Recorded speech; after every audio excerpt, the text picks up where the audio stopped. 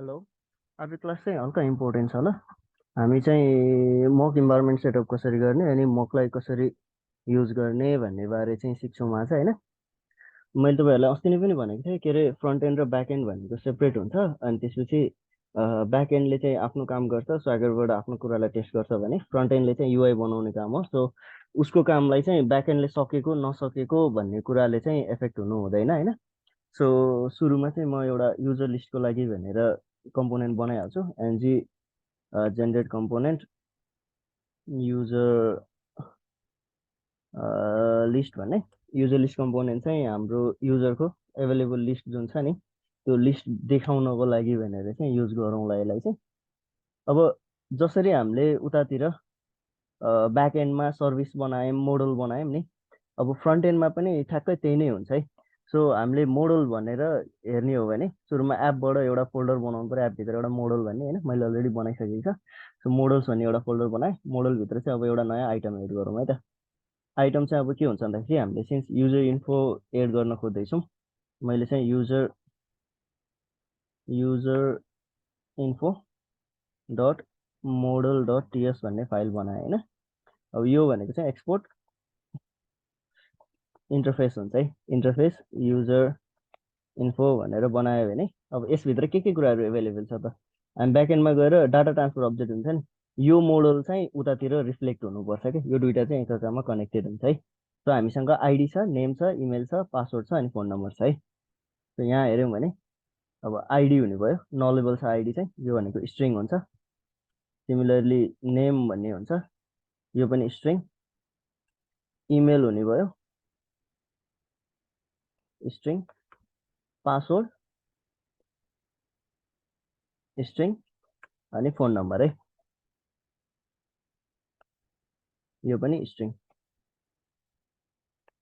यति गरिसकेपछि हामीसँग मोडल जेनेरेट भयो तपाईँले अर्को कुरा ख्याल गर्ने कुरा चाहिँ फ्रन्ट एन्डमा जहिले पनि क्यामल केसिङ हुन्छ फर्स्ट लेटर स्मल लेखिन्छ होइन अनि ब्याक एन्डमा मोडल बनाउँदाखेरि चाहिँ फर्स्ट लेटर क्यापिटल हुन्छ है यो दुइटा कुरा चाहिँ फ्रन्ट एन्ड र ब्याक एन्डमा डिफ्रेन्ट हुन्छ सो यो इन्टरफेस बनाइयो अब हामीसँग मोडल रेडी छ होइन अब लागौँ सर्भिसेसतिर तपाईँले सर्भिसेस भन्ने फोल्डर बनाउनु पऱ्यो होइन सर्भिसेसभित्र दुइटा कुरा हुन्छ तिनवटा कुरा हुन्छ स्पेसली एउटा भनेको एब्स्ट्राक्ट होइन एब्स्ट्राक्ट भनेको जसरी हामीले ब्याक एन्डमा इन्टरफेस बनाइयो नि त्यस्तै चाहिँ फ्रन्ट एन्डमा चाहिँ हामीले एब्स्ट्राक्ट बनाउँछौँ है सो मैले एब्स्ट्राक्ट भन्ने फोल्डर बनाएर यसभित्र चाहिँ अब नयाँ फाइल चाहिँ के बनाउन सक्छु भन्दाखेरि यहाँभित्र यो new file user dash info dot service dot abstract dot TS भनेर नयाँ एब्स्ट्राक्ट सर्भिस बनाउनु मिल्यो होइन एब्स्ट्राक्ट सर्भिस भनेको जस्ट एउटा एब्स्ट्राक्ट क्लास हो जसभित्र चाहिँ हामीलाई चाहिएको सबै प्रोपर्टीहरू चाहिँ हामीले डिफाइन गर्छौँ सो मैले यसलाई चाहिँ एक्सपोर्ट एब्स्ट्राक्ट क्लास भनेर I user info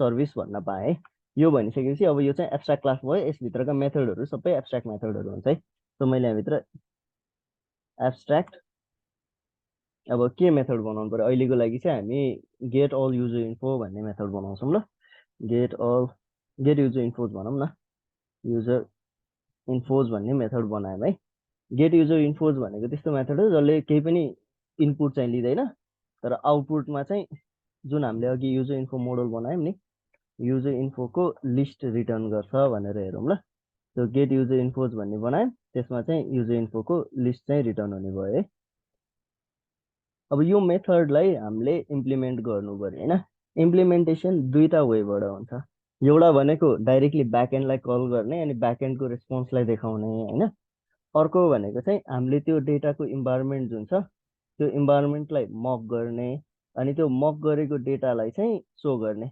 normally front एन्डले चाहिँ ब्याक एन्ड रेडी हुने बेलासम्म चाहिँ आफूलाई के कस्तो कस्तो डेटा चाहिएको छ भन्ने कुरा चाहिँ मक गर्छ अनि मक गरेको डेटाको आधारमा चाहिँ डिजाइन गर्छ सुरुमा होइन अनि लास्टमा चाहिँ तपाईँको ब्याक एन्डबाट आएको डेटालाई चाहिँ कनेक्ट गर्छ क्या सो हामीले त्यसको लागि भनेर अर्को मक भन्ने फोल्डर बनाएको छौँ यसभित्र चाहिँ हामीलाई चाहिएको सबै मक फाइलहरू छ नि त्यो मक फाइलहरू चाहिँ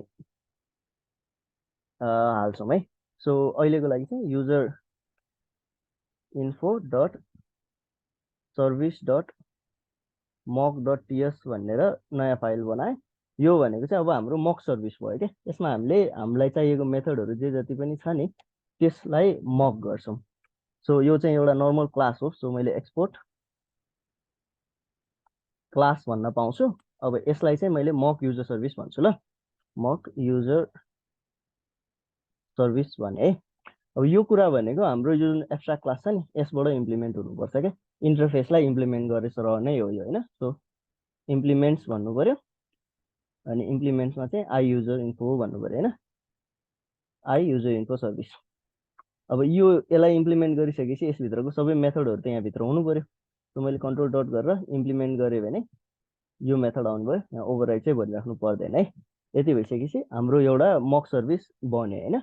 जहिले पनि सर्भिसेसहरूलाई त हामीले उतातिर कन्स्ट्रक्टरबाट युज गर्छौं नि त। त्यो युज गर्न मिल्नको लागि चाहिँ हामीले यसलाई इन्जेक्टेबल भन्नुपर्छ है। इन्जेक्टेबल भनेर यहाँ मास्तिर डेकोरेटर राखिदिसकेपछि चाहिँ यो चाहिँ अरू प्रोपर्टीमा इन्जेक्ट गर्न मिल्छ भनेको है। यो बन्यो मक सर्भिस। अर्को सर्भिस के हुन्छ भनेको थिएँ मैले भन्दाखेरि रियल सर्भिस हुन्छ हैन एउटा, जुनले चाहिँ डाटाबेसलाई डाइरेक्टली कल गर्छ। यसलाई चाहिँ हामी के भनौं user info dot service dot TS भनौं है। अब यो सर्भिस पनि ठ्याक्कै मक सर्भिस जस्तै नै हो। तर यो कति बेला कल हुन्छ भन्दाखेरि जब हामीले डाटा के अरे ब्याकएन्डलाई कल गर्छौं नि त्यो ब्याकएन्ड कल हुने बेलामा चाहिँ यो सर्भिस कल हुन्छ के। सो यसलाई पनि सुरुमा @injectable भन्नु पर्यो हैन। अनि त्यसपछि एक्सपोर्ट गरेको चाहिँ अरूको कतैबाट इम्पोर्ट गर्न मिलोस् यसलाई भनेर हो है। त्यो मान्छेतिर इम्पोर्ट भनेर गरिन्छ नि यसरी इम्पोर्ट गर्नलाई चाहिँ त्यो क्लासलाई एक्सपोर्ट गर्नुपर्छ क्या। एक्सपोर्ट क्लास यसलाई चाहिँ युजर इन्फो सर्भिस भन्न पाइयो हैन, किनकि रियल सर्भिस त यो हो नि त। इम्प्लिमेन्ट्स आई युजर इन्फो सर्भिस अनि यसलाई चाहिँ अहिलेलाई इम्प्लिमेन्ट गरिदिउँ। ओभरराइड हटाएर अहिले नट इम्प्लिमेन्टेडमै छोडिदिउँ ल। यसलाई इम्प्लिमेन्टेसन चाहिँ हामी पछि गरौँला। यति भइसकेपछि हामीसँग के रेडी भयो मक सर्भिस रेडी भयो। हामीसँग एब्स्ट्राक्ट क्लास पनि रेडी भयो युजर इन्फो गेट गर्नलाई। अनि युजर इन्फोको मोडल पनि बन्यो हैन। अब हामीलाई छुटाउनु पर्यो कुन बेला सर्भिस कुन रन गर्ने भनेर, मकवाला कहिले रन गर्ने युजर इन्फो कहिले रन गर्ने भनेर हैन। त्यो काम चाहिँ हामीले इन्भाइरोमेन्ट भेरिएबलमा सेट गर्छौं। सो द्याट हामीलाई चाहिँ डेभलपमेन्ट इन्भाइरोमेन्टमा बाइ डिफल्ट चाहिँ हामीलाई मक युज गर्नु छ भने मक ट्रु गर्ने अनि इफ छैन भने चाहिँ मक फल्स गर्ने भनेर त्यो गर्नु मिल्छ है। त्यसको लागि चाहिँ मैले यहाँनिर एनजी जेनरेट इएनभी इन्भाइरोमेन्ट्स भनेर लेखेँ भने यसले चाहिँ के गरिदिन्छ भन्दाखेरि हाम्रो लागि इन्भाइरोमेन्ट भेरिएबल सेटअप गरिदिन्छ है। यो गर्दाखेरि चाहिँ इन्भाइरोमेन्ट्स भन्ने एउटा नयाँ फोल्डर क्रिएट हुन्छ। त्यसभित्र चाहिँ environment dot development dot TS भन्ने एउटा फाइल बन्छ। अर्को चाहिँ इन्भाइरोमेन्ट डट टीएस भन्ने फाइल बन्छ है। त्यो डेभलपमेन्ट डट टीएस भनेको डेभलपमेन्टको लागि भयो, इन्भाइरोमेन्ट भनेको प्रोडक्सनको लागि भयो हैन। त्यो प्रोडक्सनमा चाहिँ बाइ डिफल्टमा हामीले युज मकलाई फल्स भनिदिउँ अनि डेभलपमेन्टमा चाहिँ मक भनेर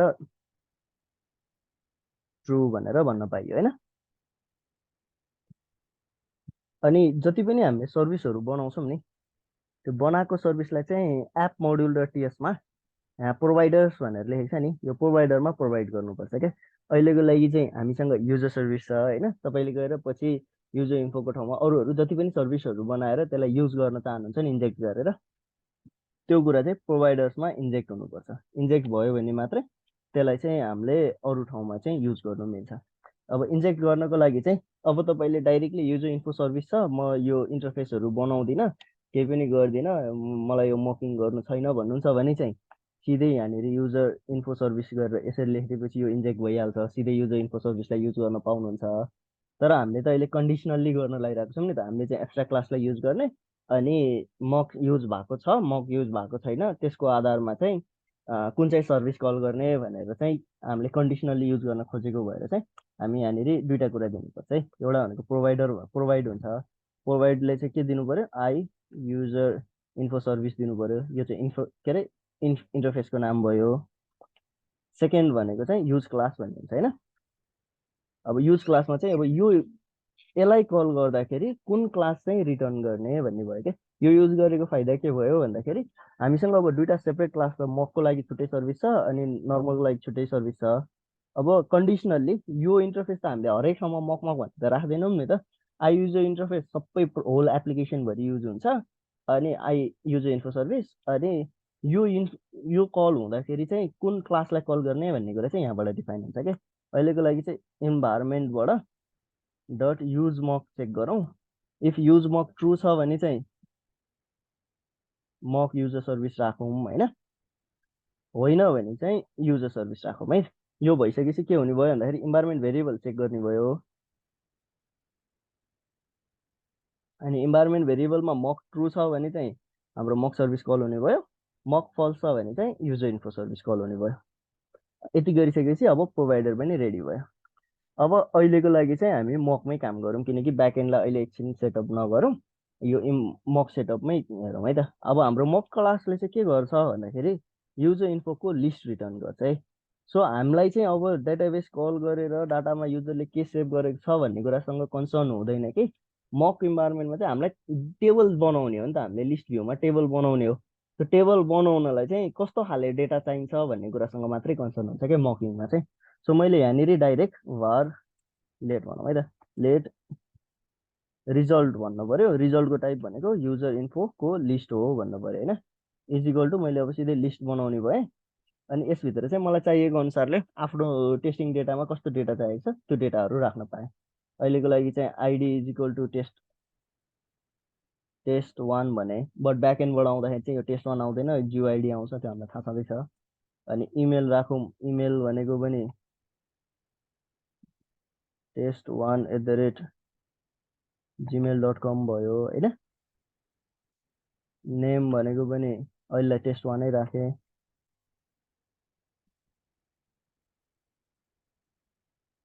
पासवर्ड पास1 भने होइन। अनि लास्टली फोन नम्बर 1123 भने। अनि सिन्स हामीले त यहाँ टाइप डिफाइन गरेको छौँ नि त, यो रिजल्ट भनेको यसको टाइप हो भनेर। सो यसभित्रको युजर इन्फोभित्रको तपाईँले रिक्वायर्ड एट्रिब्युटहरू सबै नहाल्दा जसमा चाहिँ यहाँ इरर आइरहेको छ ल। अनि सिन्स त्यही भएर मैले यहाँ फोन नम्बर एड गरिनँ भने यसले यो पुरै रातो देखाएर एभाइलेबल प्रोपर्टी चाहिँ त्यसले डिफाइन गरेको छैनस् भनेर भनेको है। तर आइडी त हाम्रो नलेबल हो, सो मैले आइडी राखिनँ भने चाहिँ त्यो इरर आउँदैन है। अनि अब यो रिजल्टलाई चाहिँ हामीले रिटर्न गरिदिनु पर्यो।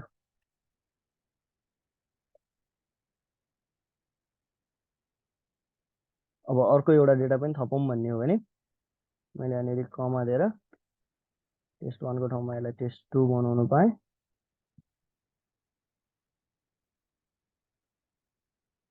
यति भइसकेपछि अब एउटा मक सर्भिस चाहिँ हाम्रो रेडी भयो। अब यो मक सर्भिसलाई अब हामीले के गर्नु पर्यो, हाम्रो कम्पोनेन्टमा युज गर्नु पर्यो होइन। कम्पोनेन्टमा युज गर्नलाई चाहिँ हामीले युजर लिस्ट कम्पोनेन्ट भनेर बनाएको छौँ होइन। अब यसको टाइप स्क्रिप्टमा जानुभयो भने हामीले यहाँनिर के गरौँ भन्दाखेरि युजर इन्फोज भनेर बनाऊ, जुन भनेको अघि हामीले बनाए जस्तो युजर इन्फोको लिस्ट हो भनेर डिफाइन गरौँ होइन। बाई डिफल्ट चाहिँ यसलाई खाली राखौँ होइन। यति भइसकेपछि अब त्यसलाई इन्जेक्ट गर्नलाई चाहिँ कन्स्ट्रक्टरमा हामीले प्राइभेट युजर इन्फो सर्भिस भन्न पाइयो। यसको टाइप भनेको आई युजर इन्फो सर्भिस हुनुभयो होइन। यति गरिसकेपछि हामीसँग हाम्रो कम्पोनेन्टमा युजर इन्फो सर्भिस एभाइलेबल भयो। अब यसलाई युज गर्नलाई चाहिँ मैले इफ इम्प्लिमेन्ट्स अन इनिट गरेँ भने डिफल्टमा चाहिँ एनजी इनिट कल हुने भयो। कम्पोनेन्ट लोड हुने बेलामा सबभन्दा सुरुमा चाहिँ हामीलाई लिस्ट अफ युजर देखाउनु पर्यो नि त होम पेजमा। त्यसको लागि चाहिँ अब मैले यहाँनिर के गर्न पाएँ भन्दाखेरि दिस डट युजर इन्फोज भनेको चाहिँ this dot user info service dot get user infos गऱ्यो भने मसँग युजर इन्फो एभाइलेबल हुने भयो होइन। सो म राउटिङमा गयो भने हामीले हिजो फर्स्ट सेकेन्ड बनाएको थियौँ, यो फर्स्ट चाहिँ यहाँ खाली आयो भने फर्स्टमा जाने भनेको थियो। यसलाई चाहिँ मैले फर्स्ट आयो भने चाहिँ फर्स्टमा जा भनेर बनाएँ अनि एउटा नयाँ राउट एड गरेँ ल। नयाँ राउट चाहिँ अब पाथमा चाहिँ एम्टी आयो भने त्यो केसमा चाहिँ हामीलाई कम्पोनेन्ट युजर इन्फो के अरे युजर लिस्ट कम्पोनेन्ट होइन युजर लिस्ट कम्पोनेन्ट भनेर बनाएँ है। यो भइसकेपछि बाई डिफल्ट सुरुमा पेज लोड हुँदाखेरि चाहिँ लिस्ट पेज लोड हुने भयो। अब आजको लागि चाहिँ जस्ट सो गर्नलाई चाहिँ मैले डिभ बनाएर डिभभित्र चाहिँ एनजी फर राख्यो भने लेट आइटम अफ के भन्न मिल्यो हामीले नाम के दिएको छौँ युजर इन्फोज भनेको छौँ होइन।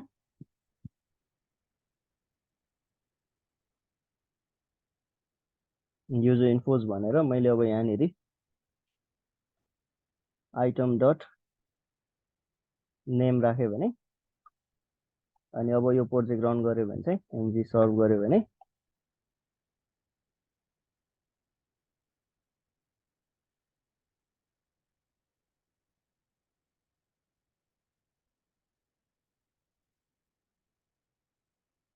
यही अनुसारले तपाईँको टेस्ट 1 टेस्ट 2 भनेर लोड हुने भयो होइन।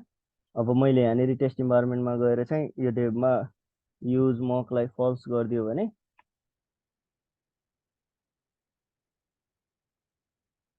हाम्रो एप्लिकेसनमा चाहिँ यहाँनिर केही पनि आउँदैन। इन्सपेक्ट गरेर हेऱ्यो भने कन्सोलमा चाहिँ मेथड नट इम्प्लिमेन्टेडको इरर फाल्ने भयो होइन। त्यसरी चाहिँ अब पछि गएर हामीले उतातिर सेटअप गरिसकेपछि चाहिँ इओमा चाहिँ अब डाटाबेस ब्याकएन्ड कल भएर ब्याकएन्डबाट चाहिँ हाम्रो रिजल्ट आएर सो हुने भयो। सिमिलरली अब तपाईँलाई अहिलेको लागि चाहिँ युजर लिस्ट मात्रै निकाल्नको मकिङ भयो भने अब कन्टिन्युसली अब एडको लागि पनि मक गर्न मिल्यो एडिटको लागि पनि मक गर्न मिल्यो गेट डिटेलको लागि पनि मक गर्न मिल्यो होइन। मक इन्भाइरोमेन्ट चाहिँ यसरी सेटअप हुन्छ। आजलाई चाहिँ यति नै गरौँ। अब नेक्स्ट क्लासबाट चाहिँ यो आएको मक डेटा युज गरेर लिस्ट भ्यू सेटअप गरेर अनि एड एडिटतिर पनि कन्टिन्यू गरौँ ल। यो भिडियोहरू चाहिँ अपलोड गरिदिइहाल्नु न है। म हुन्छ त्यो आज म सब अपलोड गरिदिन्छु। हुन्छ त्यही क्लासमा बुझा जस्तो लाग्छ एकचोटि प्र्याक्टिस गर्नु खोज्दाखेरि हल्का रिफरेन्स पनि चाहिने हुन्छ।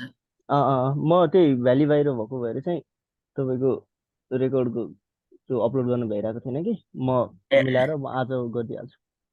हुन्छ हुन्छ एकदमै। हस्।